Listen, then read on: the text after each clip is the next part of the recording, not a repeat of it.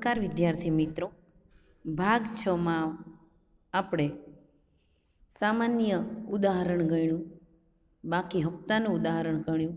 હવે જો બાકી હપ્તા હોય તો શેર જપ્ત કરવાના હોય તો જપ્તીની આમ નોંધ આપણે અહીંયા શીખીશું. શેર જપ્ત ક્યારે કરવામાં આવે છે? તો જ્યારે શેર હોલ્ડરો બાકી હપ્તાની કે બાકી મંજૂરીની રકમ ભરતા નથી, તમામ પ્રક્રિયાઓ કંપની દ્વારા કરવામાં આવ્યા પછી, રિમાઇન્ડર આપ્યા પછી પણ જો શેરના નાણાં ભરવા શેર હોલ્ડર અસમર્થ હોય તો કંપની શેર જપ્ત કરે છે. શેર જપ્ત કરવાની સત્તા કંપનીના ડિરેક્ટરોને આર્ટિકલ્સ ઓફ એસોસિએશન દ્વારા મળેલી હોય છે. જો કોઈ પણ શેર હોલ્ડરો આવા હપ્તાની કે મંજૂરીની રકમ ન ભરે તો યોગ્ય પ્રક્રિયા કરી કંપની ધારાની મુજબ પ્રક્રિયા કરી તેના શેર જપ્ત કરવામાં આવે છે. શેર રદ થવાના કારણે શેરમૂડી ઘટે છે, તેથી શેરમૂડી ખાતું ઉધારવામાં આવે છે. શેર હોલ્ડરોએ જે રકમ ભરેલ હોય તે રકમ જપ્ત કરવામાં આવે છે. એટલે તમે સમજી ગયા હશો કે જપ્તી એટલે પૂરી પ્રક્રિયાઓ કર્યા પછી પણ કંપની ધારાની જોગવાઈઓ મુજબ બાકી હપ્તાની પ્રક્રિયાઓ કર્યા પછી પણ જો નાણાં ન મળે કંપનીને તો તે શેર જપ્તીની પ્રક્રિયા કરીને શેર જપ્ત કરવામાં આવે છે. શેર જપ્તી વખતે જે આમ નોંધ ગણવામાં આવે છે તે 3 છે. 1. શેર જપ્ત કરવાની આમ નોંધ, 2. જપ્ત કરેલા શેર ફરી બહાર પાડવાની આમ નોંધ અને 3. જપ્તીની બાકી મૂડી અનામત ખાતે લઈ જવાની આમ નોંધ. હવે અહીંયા તમારે જપ્તી 3 રીતે શેર બહાર પાડેલા હશે.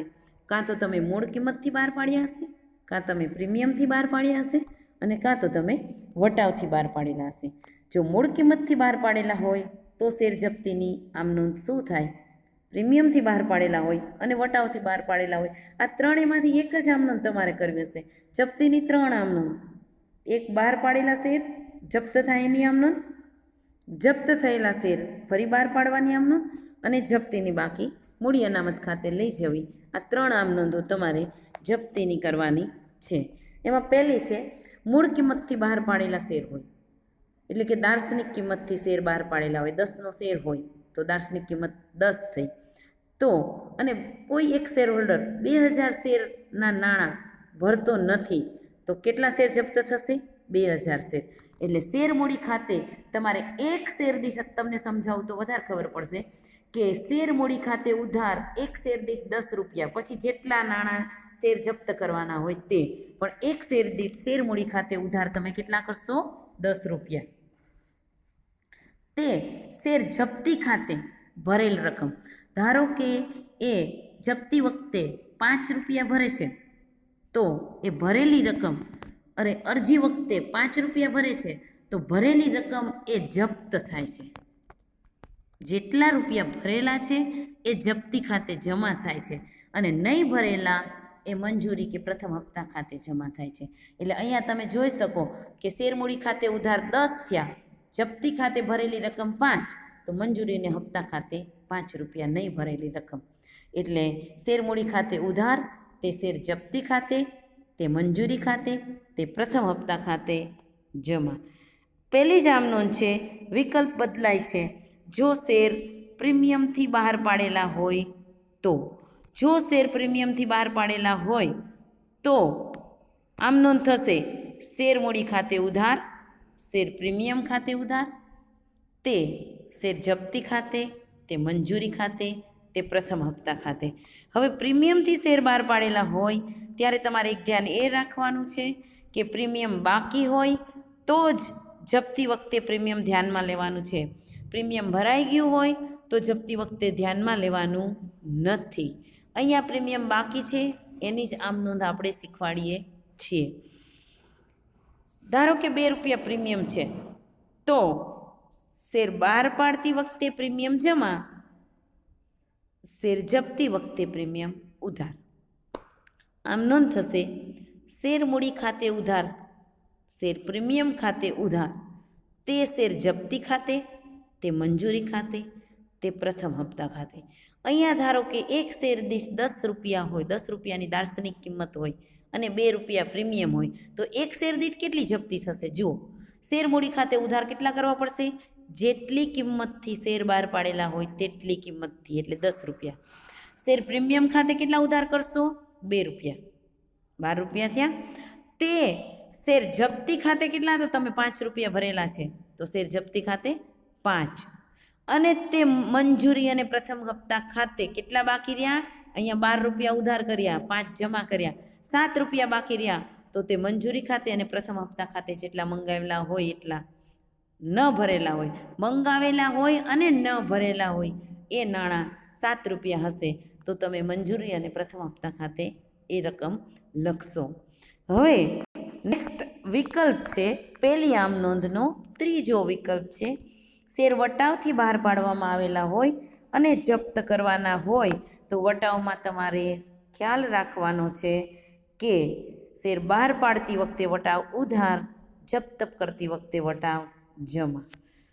શેર મૂડી ખાતે ઉધાર, તે જપ્તી ખાતે, તે મંજૂરી ખાતે, તે હપ્તા ખાતે જમા, તે વટાવ ખાતે જમા. 10નો શેર હોય અને 2 રૂપિયા વટાવ હોય તો તમે 8 રૂપિયા લેખે શેર બહાર પાડેલો હશે, પણ શેર મૂડી ખાતે તમારે કેટલા લખવાના છે? દાર્શનિક કિંમત જેટલા, કારણ કે તમારી શેર મૂડી ઘટે છે. એટલે શેર મૂડી ખાતે તમે ઉધાર કરશો 10, તે જપ્તી ખાતે 5 ભરેલા છે તો 5, તે મંજૂરી અને હપ્તાના 5 નહીં હોય કારણ કે 2 વટાવના હશે, બાકીના 3 છે એ મંજૂરી અથવા તો હપ્તા ખાતે બાકી હશે તે જશે. આની વિશેષ સમજણ તમને દાખલામાં, ટૂંકા દાખલા આપણે ગણાવશું દરેક વિકલ્પના, ત્યારે તમને પડશે. ટૂંકમાં વટાવ છે એ ઉધાર બહાર પાડતી વખતે ઉધાર કરવાના છે, જપ્તી વખતે જમા કરવામાં આવે. જપ્ત થયેલા શેર એટલે અહીંયા એક જ આમ નોંધ પૂરી થઈ કે શેર પ્રીમિયમથી બહાર પાડેલા હોય અને જપ્ત થાય, મૂળ કિંમતથી બહાર પાડેલા હોય અને જપ્ત થાય, વટાવથી બહાર પાડેલા હોય અને જપ્ત થાય. આ એક આમ નોંધ થઈ. બીજી આમ નોંધ, જપ્ત થયેલા શેર ફરી બહાર પાડવાની છે. શેર મૂડી ઘટે છે જપ્ત કરવાથી, ઘટાડેલી રાખવાની નથી. શેર બહાર પાડો છો એટલે એટલી જ શેર મૂડી વધી જાય છે, એટલે શેર મૂડી ખાતે તમે જમા કરશો. હવે 12 કેટલા લેખે પાડશો? વધુમાં વધુ કેટલો વટાવ આપી શકો? તો જપ્તી ખાતેથી મળેલા વટાવ જેટલો જ વટાવ તમે વધુમાં વધુ આપી શકો છો. જપ્તીના 3 હોય તો તમે 3 જ વટાવ આપી શકો છો.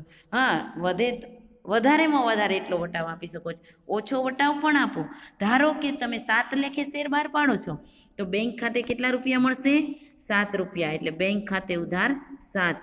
જપ્તી ખાતેથી બાકીના નાણાં તમે ક્યાંથી લઈ શકશો? જપ્તી ખાતેથી. તો 7 લેખે બહાર પાડો છો, 3 લેખે જપ્તી ખાતેથી લઈ લ્યો અને શેર મૂડી ખાતે કેટલા જવા જોઈએ? 10 રૂપિયા લેખે જ શેર જવા જોઈએ. એટલે બેંક ખાતે ઉધાર 7, જપ્તી ખાતે 3, તે શેર મૂડી ખાતે 10 રૂપિયા. આપણે આ તો ઉદાહરણ તરીકે કહીએ છીએ એટલે સિક્વન્સ જળવાય નહીં. દાખલામાં આપણી સિક્વન્સ જળવાય એટલે વધારે ખ્યાલ આવે. પહેલાં તો આપણે આ જપ્તીની થિયરી સમજીએ છીએ. અને ત્રીજી આમ નોંધ છે, જપ્તીની બાકી મૂડી અનામત ખાતે લઈ જાવ તે. જપ્ત કરેલા શેરમાંથી અહીંયા તમે શેર જપ્તી ખાતે જેટલો વટાવ લીધો, બાકીનો મૂડી અનામત ખાતે લઈ જવાના છે. જપ્તીનું ખાતું ઊભું રાખવાનું નથી, બંધ થઈ જાય. જપ્તી ખાતે ધારો કે તમે 5 રૂપિયા લીધા છે અને 3 રૂપિયા તમે અહીંયા ઉપયોગ કરી લીધો જપ્તીનો, તો હવે રહ્યા 2, તો જપ્તી ખાતે ઉધાર કરશો 2, તે મૂડી અનામત ખાતે જમા 2 રૂપિયા. આપણે એક શેર દીઠ વાત કરી 10 રૂપિયાની, એટલે 3 રૂપિયાનો ઉપયોગ થઈ ગયો તો 2 રૂપિયા બાકી બચ્યા, એ મૂડી અનામત ખાતે આપણે લઈ જશું. તો મિત્રો, આ હતી શેર જપ્તીની આમ નોંધ, શેર જપ્તીની થિયરી. મોટા દાખલામાં આગળની 6 અથવા તો 8 આમ નોંધ હશે અને પ્લસ આ જપ્તીની 3 આમ નોંધ, એક જપ્ત કરવાની, બીજી ફરી બહાર પાડવાની અને ત્રીજી મૂડી અનામત ખાતે લઈ જવાની. હવે પછી આપણે પહેલાં બધી રીતનો ટૂંકો એક એક દાખલો ગણશું અને પછી એક મોટો દાખલો આપણે જપ્તીવાળો ભેગો ગણશું. અસ્તુ.